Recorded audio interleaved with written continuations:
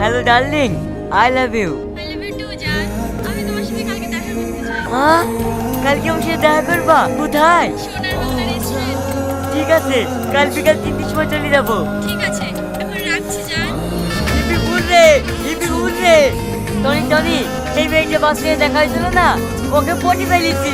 কালকে সোনার বাংলা রেস্টুরেন্টে দেখা করতে যাবো। এই তুই কথা বলছিলি কেনে? আরে সব পুরানো ঘর পর কি দেখছি? তুই সারাদিন মেয়েই ব্যস্ত।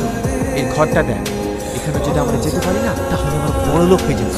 তখন আর তোকে মেয়েদের পেছনে ঘুরতে হবে না, মেয়েরাই তোর পিছনে ঘুরবে। ওই ভাঙা ঘরে কি এমন আছে যে আমরা বড় লোক হয়ে যাবো?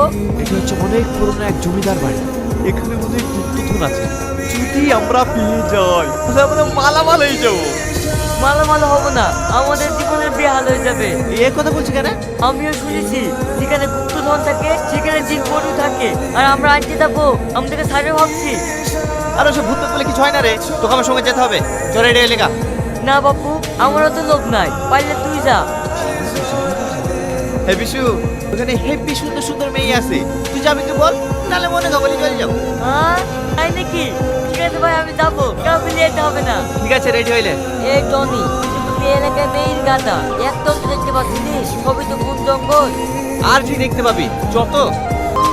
আচ্ছা দাদু, এই গ্রামে যে পুরনো জমিদার বাড়িটা আছে ওটা কোন দিকে? না, আমাকে ও কথা কিছু জিজ্ঞেস করো না, আমি জানিনি, আমি জানিনি। আরে কি হলো দাদা, চলে যাচ্ছেন যে? ঠিকানাটা বলে যা।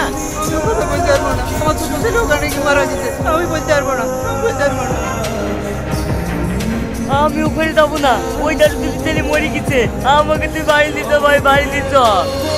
এই বিশু, ওই দিকে একটা মেয়ে আসছে। মেয়েটা দারুণ দেখে তো।